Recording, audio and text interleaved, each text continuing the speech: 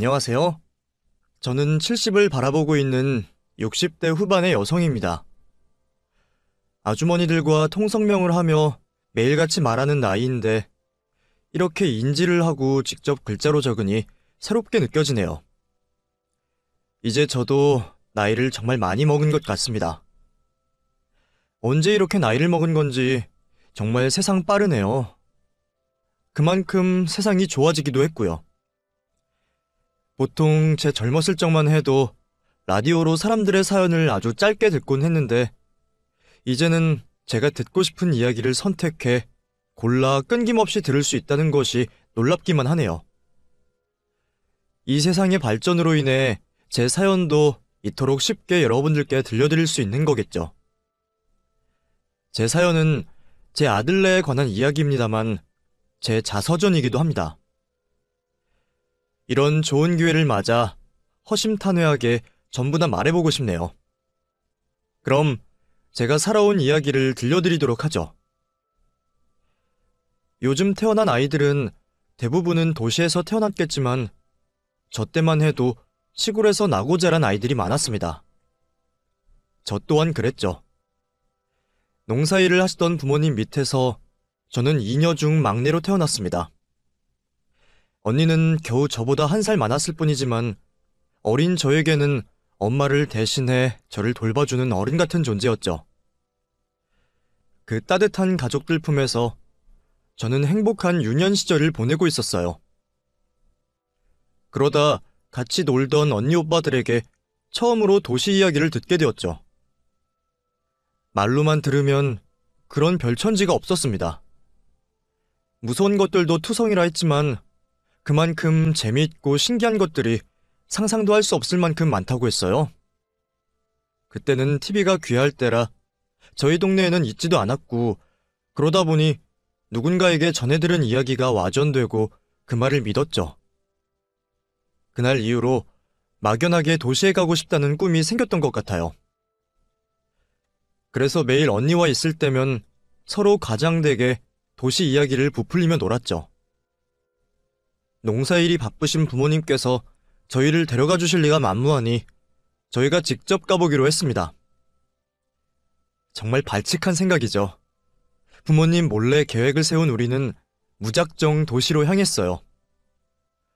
지금 크기의 반절 정도 되는 버스에 몰래 올라탄 우리는 누군가의 자식인 척을 하며 도시까지 도착하게 되었습니다. 하지만 말로 듣던 거와는 전혀 다른 모습에 실망을 할 수밖에 없었죠. 사람들이 정신없이 많고 건물들이 다닥다닥 붙어있는 것을 빼면 우리 동네와 별반 다를 것이 없었습니다. 그래도 확실히 볼 것들은 많더군요. 처음 보는 것들에 정신을 팔렸던 저는 언니의 손을 놓치게 되었고 한참이 지나다 언니와 떨어졌다는 걸 알게 되었습니다. 그때부터 계속 엇갈렸는지 서로를 찾지 못하게 되었죠. 한참을 언니를 찾다 지쳤던 저는 건물 한켠에 쪼그려 앉아 있었죠. 마침 도시에 볼 일이 있어 나온 동네 아저씨를 보게 되었고 아저씨께 언니를 찾아달라 졸랐습니다.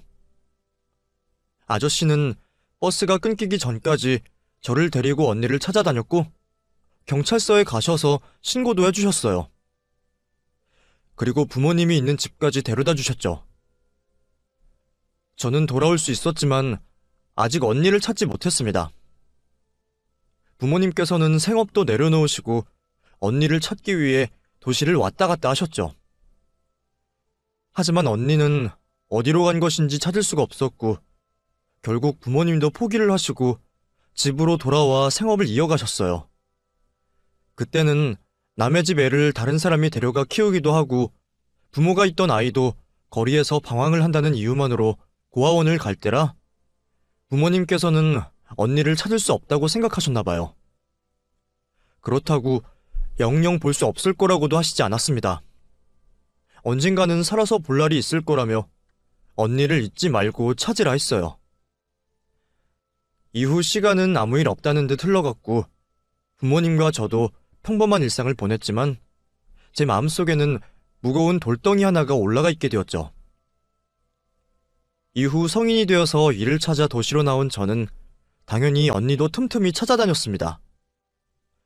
일을 쉴 때면 실종 당시 언니의 신상 정보와 인상착의가 적힌 정의를 돌리며 거리를 다녔죠. 그때 저를 도와주던 사람이 있었어요. 바로 제 남편이었죠. 그때까지만 해도 서로 같은 공장에 다니며 호감을 가지고 있었지만 표현할 방법을 몰라 서로 내외만 하던 사이였습니다. 그런데 그 남자가 다른 여직원들과 나누고 있던 제 이야기를 듣고는 쉬는 날에 도와주겠다고 먼저 말을 하는 거예요. 자기 말만 하고 사라진 남잔 정말 쉬는 날 그 장소에 나와 있었고 언니를 찾는 일을 도와주었습니다. 그날을 계기로 서로에 대한 물꼬를 튼 우리는 점점 가까워졌고 특히 잃어버린 언니로 인해 무거운 마음을 가지고 있는 저에게 큰 힘이 되어주는 사람이 되었습니다.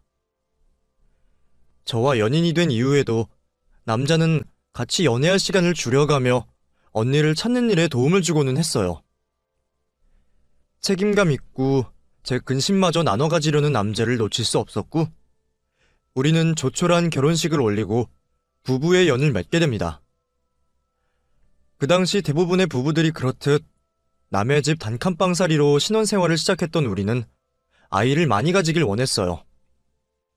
지금 젊은 부부들의 분위기와 달리 그 당시는 딸 자식 가리지 않고 많이 낳는 게 가정이 행복하다고 생각하던 시절이었죠. 우리도 마찬가지였어요. 하지만 우리의 바램과 달리 아이가 쉽게 생기지 않았습니다. 부부간의 일로 비뇨기과는 물론이고 산부인과를 찾아간다는 건 상상도 할 수 없던 시절이니 오로지 삼신할매와 조상님께 빌며 우리 닮은 아이를 달라고 했죠. 그 바램이 하늘에 닿았는지 정말 긴 노력 끝에 우리의 아이를 낳을 수 있었습니다.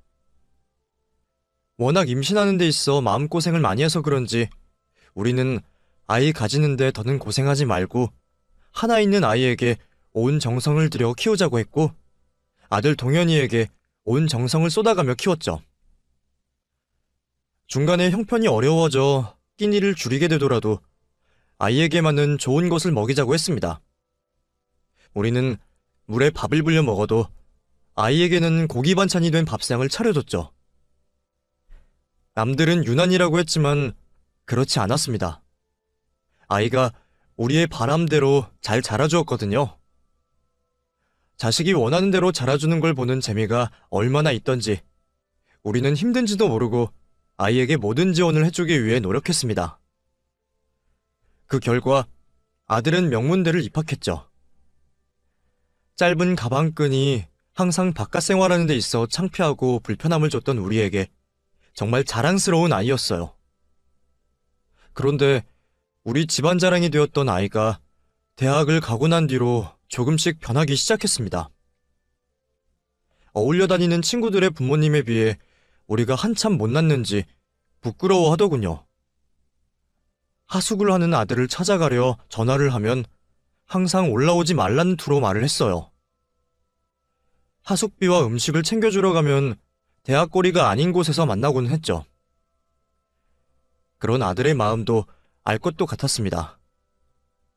성인이라고 하나 이제 겨우 20살 남짓한 아이에게 남들과는 비교 상대도 되지 않는 우리가 창피할 수도 있었겠죠. 어차피 남편이나 저나 아들의 그림자가 되더라도 아들 잘 되는 모습만 보면 되었기에 굳이 앞에 나서서 아들에게 피해를 주지 말자고 이야기를 나눴어요.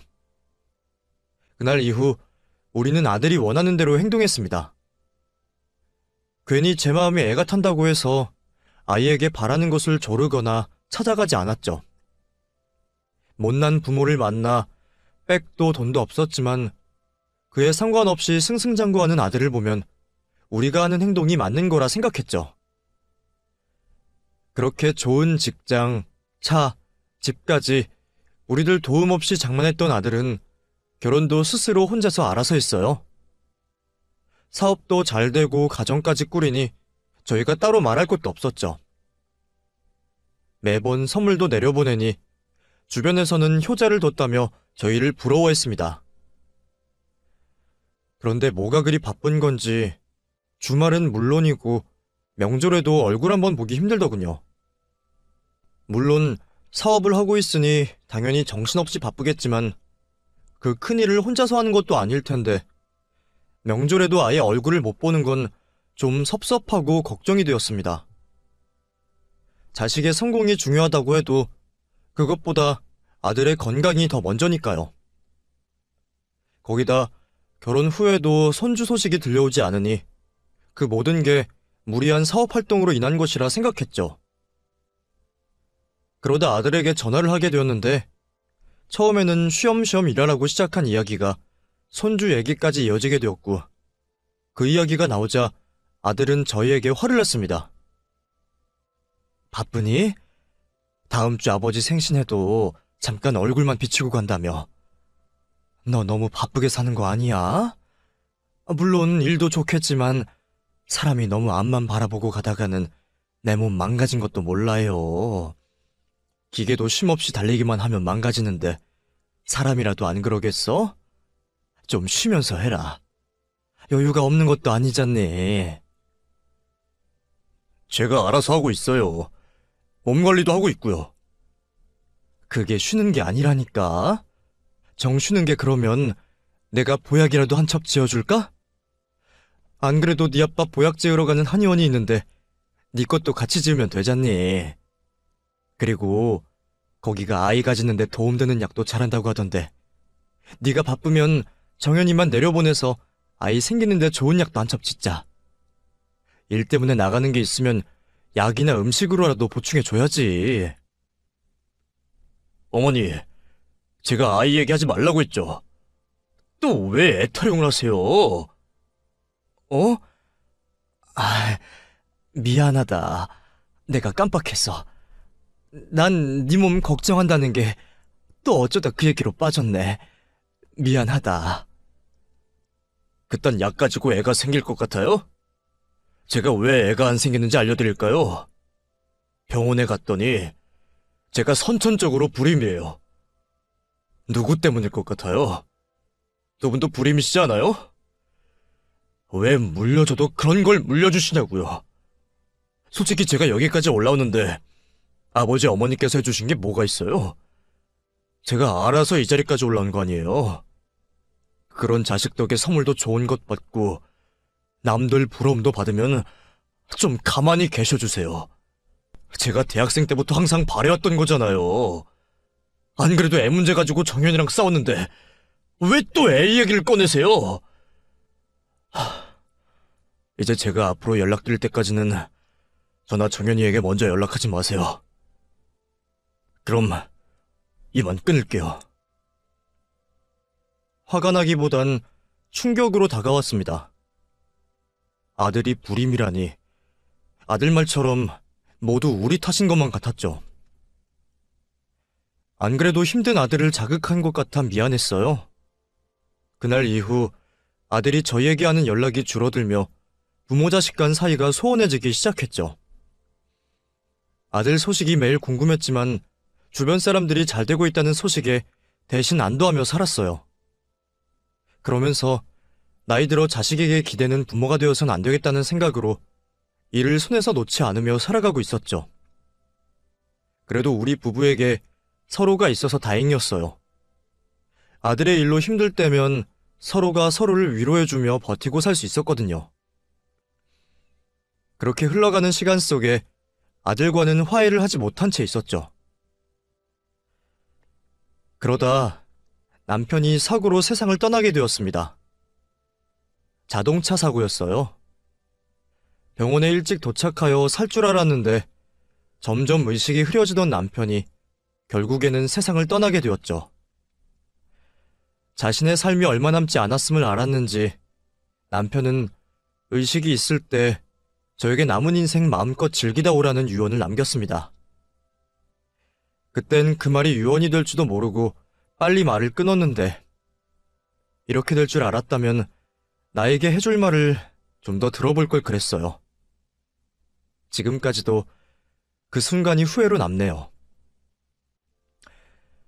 그렇게 남편의 죽음을 받아들이고 장례를 치러야 했던 저는 오랜만에 아들에게 연락을 했습니다. 아들 또한 아버지가 돌아가셨다는 말에 놀라 한걸음에 병원으로 찾아왔죠. 그전까지 겨우 참고 있던 눈물이 아들을 보자 왈칵 쏟아졌습니다. 그제서야 마음 놓고 기댈 수 있는 아들의 품에서 남편 잃은 슬픔을 토해냈죠. 눈물을 다 쏟아내고 이제 아들과 며느리 얼굴을 보며 장래에 대해 이야기를 하려고 하는데 이게 어떻게 된 일인지 아들과 며느리의 얼굴이 전과는 너무 다른 얼굴을 하고 있었습니다. 분명 멀끔하게 정리가 잘 된 모습이었는데 이제는 얼굴색도 칙칙하고 생기라고는 하나 없는 모습이었죠. 혹시 아들에게도 무슨 병환이 있나 싶어 걱정을 하며 물어봤어요. 대답하기를 망설이던 아들은 그동안의 근황을 저에게 알렸습니다. 저희와 연락이 소원해지고 나서 언제부턴가 하던 사업이 잘 안 되었다고 하네요. 나중에는 늘어나는 빚으로 인해 사업도 접고 집과 차 그리고 돈이 되는 거라면 다 팔았지만 그래도 아직까지 해결을 하지 못했다고 했죠. 사회 초년생일 때부터 해오던 사업이니 다른 일은 할 자신이 없어 지금도 힘들지만 비슷한 사업을 하고 있었고 전처럼 사업이 잘 되지는 않아 어려운 형편에 놓여 있다고 했습니다. 저희에게 화를 낸 지난 일도 있고 자신들 상황도 좋지 못하니 일부러 우리에게 연락도 안 하고 명절에도 못 내려왔었다고 말을 했어요. 그 이야기를 들으니 속이 답답하더군요. 힘들면 당연히 아빠 엄마에게 찾아와 도와달라고 하는 걸 남편과 저 중에 누가 과거 일로 문제를 삼는다고 혼자 앓고 있었다니. 혼자 끙끙거렸을 아들과 며느리를 생각하니 제 속이 더 아팠습니다. 이제라도 솔직하게 말해줘서 정말 다행이었어요. 우선 남편의 장례를 치르고 나서 그 일을 더 이야기하기로 했죠. 남편의 장례를 마치고 그 슬픔이 채 가시기도 전에 전 바쁘게 행동해야 했습니다. 아들 동현이에게 도움을 줘야 했거든요. 우선 가장 필요한 게 무엇인지 묻는 제 물음에 아이는 어렵게 돈이 필요하다는 말을 꺼냈어요. 남편 사고로 받게 될 돈이 있으니 그 돈으로 아들을 도와주기로 했죠. 이후에도 동현이는 사업이 잘 풀리지 않는지 가끔 저에게 돈을 빌려가곤 했습니다. 그렇게 시간이 좀 지나고 저도 몸 이것저것이 고장이 나면서 일을 그만두고 집에서 쉬게 되었죠. 그때 아들이 저에게 찾아와 부탁 하나를 하였습니다. 엄마, 죄송한데 사업하는데 돈이 더 필요해서요. 제가 대충 알아보니까 이 집이랑 가지고 계신 땅이요. 그걸로 저 좀 도와주시면 안 돼요? 대신에 제가 앞으로 쭉 엄마 모시고 살게요. 아들이 힘들다고 하는데 집이 대수겠어요? 어차피 제 몸 하나 누릴 곳만 있으면 되었습니다. 안 그래도 수척해진 아들 며느리가 매일 마음에 걸렸는데 제가 같이 살며 몸보심도 좀 시켜줘야겠다고 생각했죠. 부모가 자식 도와주는 게 당연한 거라 생각하고 고민도 없이 집과 땅을 팔아 아들네 집으로 들어갔습니다. 하지만 제 도움에도 무엇이 잘못된 건지 아들이 하는 일은 계속 안 됐습니다. 마음 같아선 굿이라도 한번 하고 싶을 정도로 하는 일마다 막히기만 했죠. 아들의 늘어가는 한숨과 그늘진 며느리의 모습을 보며 저도 괜히 더 기분이 안 좋아졌고 아들네 눈치를 보며 생활할 수밖에 없었죠. 두 사람에게 힘이 되고 싶었던 저는 일부러 더 밝은 척 행동하며 집안에 웃음이 나게 하려 했어요. 하지만 제 노력과는 상관없이 두 사람은 좀처럼 어두워진 표정을 풀지 않았고 저는 더 의기소침해지기 시작했죠. 실질적인 도움을 주기 위해 저는 인근 시장과 구일란을 뒤져 부업거리를 찾아와 일을 했고 아이들이 저에게 쓰는 비용을 줄여주기 위해 식비를 아낄 겸 밖으로 나가 무료로 급식을 주는 곳에서 끼니를 해결하곤 했습니다. 잠자는 시간과 일하는 시간을 제외하곤 애들 편하라고 밖에서 있다 보니 시간이 참 많이 남았어요. 그 시간을 어떻게 유용하게 사용할까 하다 생각난 게 언니 찾는 일에 좀 더 시간을 투자하자였죠. 그때까지도 언니를 찾으려고 제 나름대로 활동을 하고 있었기에 시간이 많이 있는 이때 언니 찾는 일에 시간을 더 할애하기로 한 거죠. 그렇게 본격적으로 언니를 찾아 나서려고 하는데 한 통의 연락이 왔습니다. 정확하진 않지만 최근까지 언니가 지냈던 집 주소를 알아냈다는 연락이었죠. 아직 언니를 만나기 전인데 벌써부터 심장이 뛰어왔습니다. 그 소식을 듣고 며칠 동안 기분이 들떠 있었죠. 그런데 그 기쁜 소식을 아들에게 알릴 수가 없었어요. 풀리지 않는 인생으로 잔뜩 화가 나 있었고, 제가 언니 주소를 찾았을 쯤에는 술을 먹고 들어와서는 죽겠다고 소동까지 벌였기 때문입니다. 자식이 저런 모습인데 저만 행복할 수 없겠더군요. 결국 알아낸 언니 집을 찾아가는 것은 다음으로 미루고 당장 제 앞에 있는 아들에게 노력하기로 했습니다. 소일거리로 제법 돈을 벌었던 저는 아들과 며느리에게 몸보신을 해주고자 정말 오랜만에 돈 걱정하지 말라는 말을 하며 다같이 외식을 했어요. 이 나이가 되어서도 허겁지겁 맛있게 밥을 먹는 자식의 모습에 먹지 않아도 배가 부르더군요. 오랜만에 식사다운 식사로 기분이 좋아진 아들과 기분 좋게 집으로 돌아갔고, 집으로 가는 길 중간에 있던 복권방으로 가서 서로의 소망을 담아 로또 한 장씩을 샀죠. 그리곤 지금의 마음을 잊지 않기 위해 다정한 모습으로 사진까지 찍었습니다. 그날의 일들로 아들에게 작지만 큰 변화가 있길 바랬어요. 일이 안 되더라도 불평불만을 하기보단 긍정적이고 작은 것에도 만족하고 살아가길 바랬습니다. 하지만 그 바램은 얼마 되지 않아 깨졌죠. 이번에 또 무슨 일인지 아들과 며느리는 부부싸움을 벌였습니다. 그날 이후 아들은 죽고 싶다는 말을 입에 달고 살았죠. 그쯤 되니 저도 다 포기하고 싶었습니다. 부모로서 더는 도움을 주지 못하는 게 미안하기만 했고, 이 집에 같이 사는 제가 자식의 피를 빨아먹는 모기 같았어요. 혹시 아들이 잘 되지 않는 게 나 때문은 아닌가 싶었습니다. 이제 와서 생각해보면 저도 그때 우울증 초기이지 않나 싶어요. 모든 생각이 부정적으로 변하고 무기력해지기 시작했거든요. 최대한 내색하지 않는다고 했는데 그런 제 변화를 아들네도 느꼈나 봅니다. 식사 자리를 여러 차례 거절하는 저에게 어느 날 갑자기 며느리가 죽을 내어 왔죠. 어머님, 요즘 통 식사도 안 하시는 게 마음에 걸려서요. 이거 직접 쏜 죽인데 드셔보세요. 이렇게 힘없으신 모습 저희 때문일 텐데 너무 죄송해요.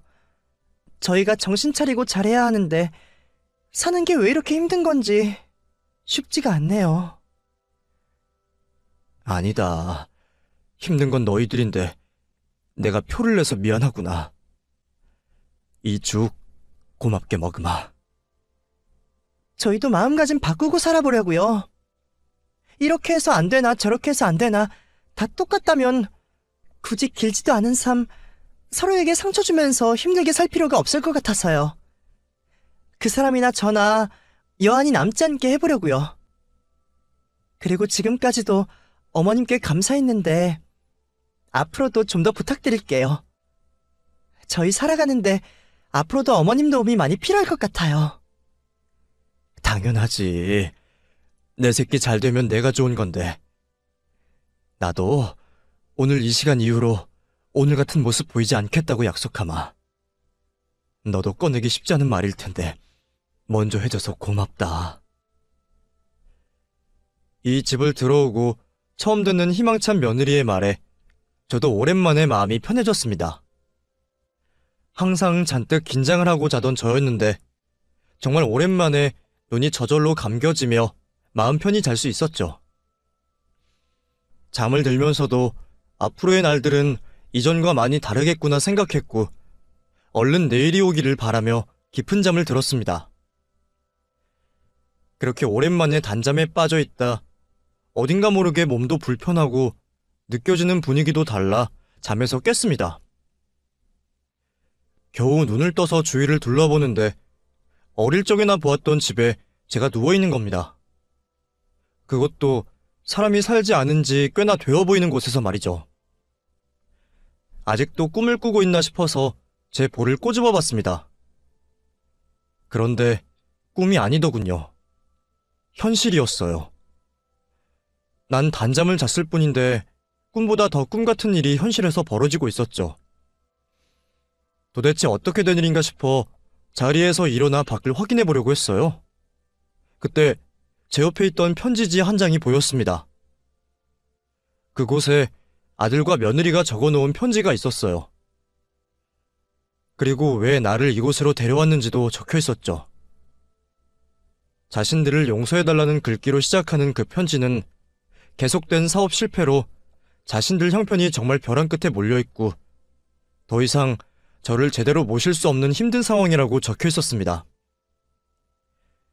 가지고 있는 걸 모두 해결한다고 해도 당장 노숙밖에 할 수 없는 상황이고 쫓아오는 빚쟁이들로 인해 저에게도 피해가 갈 거라며 이렇게밖에 할 수 없는 자신들을 용서해달라고 하더군요. 자신들이 저에게 저지른 짓은 평생 죄책감을 가지며 고통 속에 살겠다고 했죠. 그리고 하늘에 있는 저와 남편을 만나 다시 한번 용서를 구하겠다 말하더군요. 그 편지를 읽고 나니 저와 남편이 막다른 길에 몰렸을 때가 생각났습니다. 이만큼 살고 나서 뒤를 돌아볼 여유가 생기니 힘들던 그 당시도 견디지 못할 만한 상황은 아니구나 싶었지만 그 당시에는 남편과 함께 이렇게 힘든 삶을 살 바에는 몸과 마음이 편한 선택을 하는 게 나을 수도 있겠구나 싶었어요. 그때 저희 마음과 아들네의 마음이 같을 거라고 생각했습니다. 어쩌면 저희보다 아들네가 더 힘들었을 거예요. 남부럽지 않던 삶에서 밑바닥까지 떨어지고 재기에 노력을 해보지만 늪처럼 계속 잠기기만 했으니까요. 그래서 이런 극단적인 선택을 했을 거라 생각했습니다. 제가 아들의 부모가 아닌 제3자였다면 저 역시도 부모를 죽음으로 몰아가는 아들을 폐륜이라며 욕을 했을 겁니다. 하지만 전 아들을 위해 모든 걸 희생할 수 있는 엄마였어요. 내 죽음으로 아들이 잠시나마 숨통이 트인다면, 그렇게 해서 다시 열심히 살아볼 생각이 생길 수도 있다면 문제될 건 없었습니다. 오히려 내 한 몸 희생해서 아들에게 도움을 줄 수 있다는 게 감사하게 느껴졌어요. 편지를 읽고 마음의 정리를 끝낸 저는 이곳에서 조용히 생을 마감하고 보고 싶은 남편을 만날 생각을 하고 있었죠. 이제 모든 걸 정리하고 떠나려고 있으니 시간이 참 더디게 가덥디다. 가만히 앉아서 죽을 때만 기다리니 그것도 좀이 쑤시더군요. 가장 오래된 기억부터 하나씩 살펴보려 하는데 그제서야 이 세상에 남은 단 하나의 아쉬움이 떠올랐어요. 바로 우리 언니였죠. 죽을 땐 죽더라도 우리 언니 잘 지내고 있는지는 보고 싶었습니다. 언니에게 용서를 구하고 싶었어요. 언니의 주소를 기억해내려고 하는데 나이가 들어서 그런지 기억이 나질 않았죠. 아직 애들이 제 방을 치우지 않았더라면 아직 언니 주소가 적힌 수첩이 그대로일 겁니다. 마지막으로 먼발치에서 애들 얼굴이나 볼 겸 또 수첩도 가져올 겸 집으로 가기로 했죠. 그렇게 산길을 20시간 헤집다 내려와 겨우 도로로 내려왔어요. 집으로 가기도 전에 죽겠다 싶더군요. 다행히 나이든 노인이 죽을 얼굴을 하고 도로에 있으니 한 아저씨께서 저를 차에 태워주셨고 물과 함께 먹을거리도 챙겨주셨습니다. 그렇게 그분의 차량으로 집 근처로 오게 된 저는 아들네가 집에 없을 거라고 생각한 늦은 아침까지 기다렸어요. 그리고 조심스레 집 앞으로 가 초인종을 눌렀죠. 혹시 안에 아들과 며느리가 있으면 어색한 마주침이 되지 않을까 싶어 여러 번 눌렀지만 응답이 없더군요. 두 사람 다 집에 없다는 걸 확인한 저는 집 안으로 들어갔습니다. 현관을 들어서자마자 있는 술병들을 보니 현실을 힘들어하고 있을 아들 며느리 생각에 가슴이 저려왔어요. 그렇게 겨우 한 발자국씩 떼며 집 안으로 들어갔는데 생전 처음 보는 광경이 펼쳐져 있었습니다. 말 그대로 거실이 꽉 차도록 한상이 차려져 있었어요. 그 정도의 음식량이면 이 집에 들어올 수 있는 사람이 모두 먹는다고 해도 다 먹지 못할 정도였습니다. 정말 이 세상 음식이란 음식은 다 모여있는 가운데 자세히 보니 펼쳐진 음식 모두에 사람이 먹은 흔적이 있더군요. 지저분하게 먹다 만 채로 있는 밥상과 현관앞 외에도 여기저기 나뒹구는 술병들을 보아하니 안 좋은 생각이 머리를 스쳤습니다. 혹시 아들과 며느리가 극단적인 선택을 하기 전 마지막으로 한 행동들은 아닐까 하고 말이죠. 놀란 마음에 급히 안방 쪽으로 가서 문을 열었는데 이게 무슨 일인지 두 사람 모두 다 집이 떠나가도록 코를 골며 잠을 자고 있는 겁니다. 무사한 아들과 며느리를 보고 그제야 마음이 놓여 이전까지 맡지 못하고 있던 냄새가 코를 찔렀죠. 도대체 술을 얼마나 먹었는지 온 방에 술 냄새로 가득 차 있었어요. 그 모습이 좀 이상하긴 하더군요. 편지에서 느껴지던 마음가짐과는 달라 보였죠. 수상은 했지만 이 모습도 답답한 속을 풀어내는 행동이라 생각하고 언니 수첩만 챙겨 급히 이 자리를 떠나려고 했습니다. 두 사람이 깨지 않게 조심히 방문을 닫으려고 하는데 방문이 닫히는 사이로 화장대에 올려진 로또 한 장이 보이는 게 아니겠어요? 그것도 소중한 것 마냥 비닐에 정성스럽게 넣어진 상태로 말이죠. 궁금해서 확인을 해보니 제가 산 로또 번호 같았습니다. 제가 조합하는 번호가 있었거든요. 우리 부부의 생일과 아들의 생일을 더하고 빼고 조합해서 하던 번호였죠. 혹시나 싶었던 저는 방으로 들어가 휴대폰을 열어 애들과 로또를 사고 찍었던 사진을 확대해 보았어요. 제 로또가 맞더군요. 제가 예상하는 각본처럼 흘러가는 모습에 또 혹시나 싶었던 저는 로또 당첨 번호를 확인해 봤습니다. 그런데 제가 고른 번호가 로또 1등이 맞는 거예요. 그러니까 애들 안방 화장대에 있던 로또가 1등이었던 거죠. 기뻐 날뛰는 게 당연한데 그럴 수가 없었습니다. 아들과 며느리 입으로 듣지 않았지만 흘러가는 상황들을 보면 지금 무슨 일이 벌어지고 있는지 알 수 있었죠. 당첨된 로또 번호 때문에 저를 버린 거라는 확신이 들었습니다. 이 종이가 뭐라고 현대판 고려정을 한 건지 싶더군요. 우선 본래 이곳을 찾아온 목적이었던 언니 주소가 적힌 수첩을 가지고 밖으로 나왔습니다. 그리고 집 앞에서 한참을 서성거리며 어떻게 해야 할지 고민에 빠졌죠. 나이가 조금만 더 젊고 남편만 곁에 있었더라면 저 불효막심한 아들과 며느리를 혼내줄 텐데. 하지만 저 혼자 그러기엔 너무 나이 들고 힘 하나 없는 노인네였어요. 개인적으로 해결할 방법이 없으니 도움을 받기로 했습니다. 바로 경찰서를 찾아간 거죠. 경찰서로 간 저는 아들과 며느리에게 학대를 받았다며 노인 학대로 신고를 하겠다 말했습니다. 그리고 경찰분들에게 증거가 없어지기 전에 아파트 CCTV나 제가 잠에서 깬 산 인근 CCTV를 확보해달라고 말했죠. 잠든 노인을 데려갔으면 분명 어딘가에는 저를 업고 있는 동영상이 찍혀있을 거고 그건 증거가 될 테니까요. 우선 사건 접수를 해주신 경찰분들은 제게 몇 가지 확인을 했고 집에서 산까지 가는데 아무것도 못 느낌을 수상해 하시곤 약물 검사도 받자고 하셨죠. 검사를 받기 위해 기다리고 있던 저는 확인을 하기 위해 경찰서로 온 아들과 며느리를 마주하게 되었습니다. 저를 고의로 버린 게 맞냐는 경찰의 물음에 두 사람은 억울해하며 거짓말을 했어요. 두 사람과 마주치지 않게 분리된 방 안쪽에서 있었던 저는 그 거짓말을 듣고 가만히 있을 수가 없었습니다. 문을 열고 억울해하는 두 사람에게 나를 버린 게 맞지 않냐며 화를 냈죠. 너희들이 직접 나 버린 걸 이해해달라고 편지까지 써놓고 이제 와서 모른 척하는 거냐? 내가 너희들 시커먼 속을 모를 것 같아. 결국 너희들 돈 때문에 이러는 거잖아.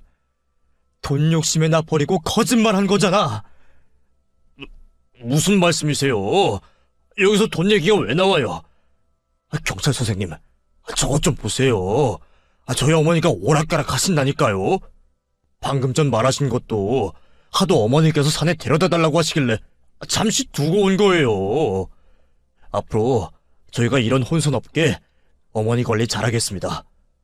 죄송하고 저분 저희가 얼른 모시고 갈게요.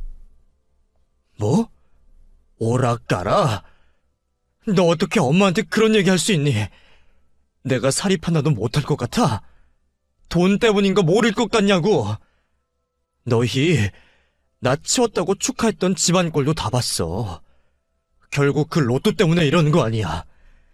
내가 너희같이 그 로또 당첨금에 욕심이라도 부릴까 싶어서 엄마 고려정한 거 아니냐고. 로또? 엄마가 그거 어떻게 아세요? 뭐야, 엄마가 혹시 우리 집에 몰래 들어왔어요? 그러면 우리가 술 취해서 로또 잃어버리거나 버린 게 아니고 엄마가 가져간 거야? 그게 어떤 로또인데? 경찰 아저씨, 저 사람 빨리 절도죄로 잡아요. 저 사람한테 뒤져보면 내 로또 나온다니까. 엄마, 일 크게 만들지 말고 얼른 내 로또 내놔요. 뭐?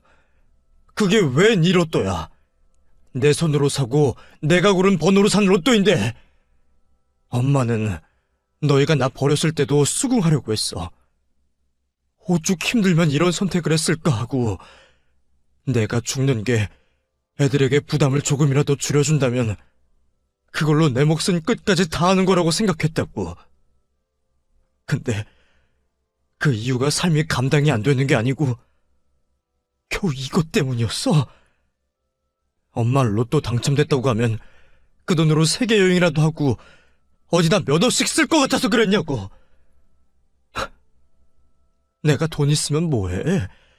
지금까지 너희들 도울 수 있다면 된 거라고 생각해서 집이고 땅이고 팔아서 다 줬는데 이제 와서 내가 욕심 부릴 것 같았냐고. 처음부터 그 돈 전부 다 달라고 해도 줬을 거다. 근데 버린 것도 모자라 거짓말까지 하고 엄마를 치매 걸린 노인으로 만들어. 나도 이제 더는 너희 같은 것들을 내가 낳은 자식이라고 희생하지 못하겠다. 이 돈 못 주겠어.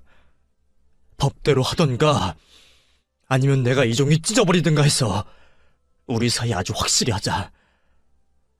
나도 엄마 목에 칼 들이미는 자식 새끼 필요 없으니. 아들은 그런 저의 말을 듣고 치매 걸린 도둑년이라며 더 난리를 쳤습니다. 결국 경찰분들이 여러 명 붙어 제압을 하고 수갑을 채워야 했죠. 그 틈을 타 눈치가 빠른 며느리는 저를 어떻게든 꿰어내보려고 했어요. 어머님, 이런 일 겪게 해서 죄송해요. 근데 정말 이 방법밖에 없다고 생각해서 그랬어요. 혹시 어머님께서 다른 생각 가지시면 그때는 어쩌나 싶어서 불안해서 한 행동들이에요. 이제 어머님 마음도 알았으니 다시 잘 지내봐요. 솔직히 상황이 사람을 변하게 만든다고 저 사람 저렇게 쉽게 화내고 돈 욕심 있던 사람 아니었던 걸 아시잖아요. 뭘 해도 안 되고 사람이 끝자락에 매달리게 되니 순간 정신을 놓았던 것 같아요. 저도 그렇고요. 정말 죄송해요. 앞으로 평생 모시고 살면서 지금까지 잘못했던 것들 사죄하면서 어머님께 잘할게요. 그러니 성난 마음 좀 푸세요. 누가 그 남편의 그 아내 아니라고 할까봐 며느리는 당첨금을 어떻게 해서든 나눠받으려고 저에게 뱀같이 속삭이더군요. 힘만 남아돌았다면 그 뱀같은 놀림을 하고 있는 혀를 잡아 뽑아버리고 싶었습니다. 그 뱀같은 며느리의 머리채를 밀어내 곁에서 떨어지게 했죠. 평생 자식 잘되기만 바라며 바보같이 살아온 남편과 저의 인생들이 후회스러웠습니다. 우리도 자식 신경 쓰지 않고 사람들과 어울리고 세상도 돌아다니며 살았어야 했는데 부모로서 이런 비참한 결과를 보게 될지는 꿈에도 생각 못했네요. 흥분한 두 사람과 저는 분리가 되었고, 저는 경찰관이 의심한 체내 약물 검사를 확인하기 위해 검사를 받으러 갔어요. 그동안 많은 생각을 하게 되었습니다. 자식에 대해 목을 메왔던 제 삶에 대해서 후회하고, 아이 교육에 있어 우리 부부가 무엇을 잘못했는지도 생각했죠. 그러다 며느리의 말처럼 두 사람을 용서해볼까 하는 생각도 했습니다. 정말 이 모든 게 그놈의 돈 때문이고, 이 문제만 해결된다면 아들네와 함께 행복한 인생의 말년을 보낼 수 있지 않을까 싶었죠. 산속에서 마음먹었던 것처럼 자식에게 내 살 내어주는 게 부모의 숙명이라면 괜한 집안 다툼을 벌이지 말고 아들과 며느리에게 사과받는 것으로 끝나는 게 좋을 수도 있겠다고 말이에요. 정말 많은 생각을 했는데 우리 남편 마지막 얼굴이 생각나는 겁니다. 평생 좋은 것 하나 못 해보고 죽은 우리 남편이 너무 가여웠어요. 그러면서 마지막으로 저에게 좋은 것, 하고 싶은 것 다 누리고 오라는 그 말이 가슴에 사무치게 들어왔습니다. 그 약속 지키지 않으면 하늘나라에 올라가 화를 내겠더라고요.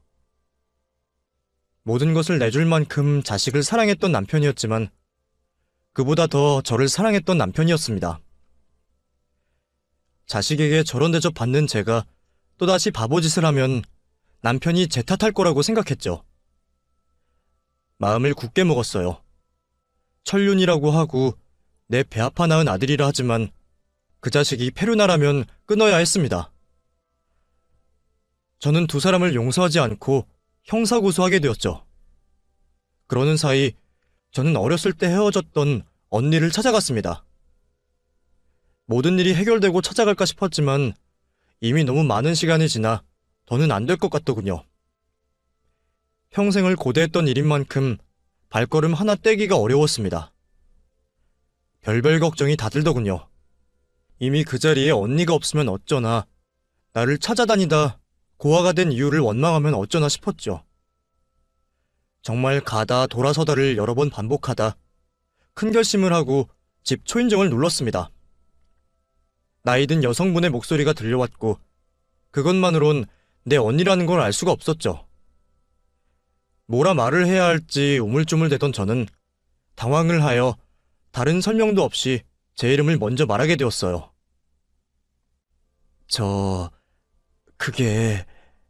저 에란이에요. 혹시 여기 영란이 언니 집이 맞나요? 상대방의 대답이 없는 걸 보니 미친 사람쯤으로 생각한 것 같았어요. 이번에도 내가 너무 늦었구나 싶어서 힘없이 발길을 돌아서려는 그때 현관문이 열리며 누군가가 다급히 제 이름을 외치곤 내려오고 있었습니다. 제 이름 소리에 다시 대문으로 간 저는 평생 못 볼 줄 알았던 우리 언니를 보게 되었습니다. 비록 60년 넘는 시간이 흘러 이제 서로 할머니가 되어가고 있는 얼굴을 하고 있었지만 정말 한눈에 알아볼 수 있었습니다. 우리는 누가 먼저라고 할 것 없이 60여 년 전 놓쳤던 손을 마주잡았고 서로가 서로의 품에 안겨 눈물을 쏟아냈죠. 평생 저를 눌러왔던 죄책감이 그날의 만남으로 조금은 해소되는 것 같았습니다.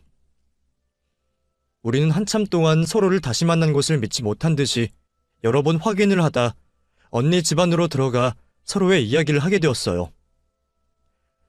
서로를 그리워했던 나날들만큼 할 이야기들이 끝없이 나왔고 밤을 새고도 할 이야기가 남아있었죠. 서로 울고 웃으면서 그 끝나지 않을 것 같은 이야기를 나누다 최근에는 어떻게 살고 있는지에 대해 말이 나왔습니다. 언니에게 못할 말이 어디 있겠나 싶었던 저는 바로 며칠 전에 있었던 아들네 일을 말하게 되었어요. 언니는 힘들었을 내 선택을 잘한 일이라 말해주었습니다. 그리고 부모로서 절대 잘못된 행동을 한 게 아니니 죄책감 따위는 가지지 말라 했죠. 그때 언니의 그 말이 저에게는 참 의지되고 위안이 되었어요. 그리고 언니는 우리 자매 더 이상 떨어지지 말자며 자신의 집으로 들어와 살 것을 제안했죠. 염치불구하고 언니와 살고 싶었습니다.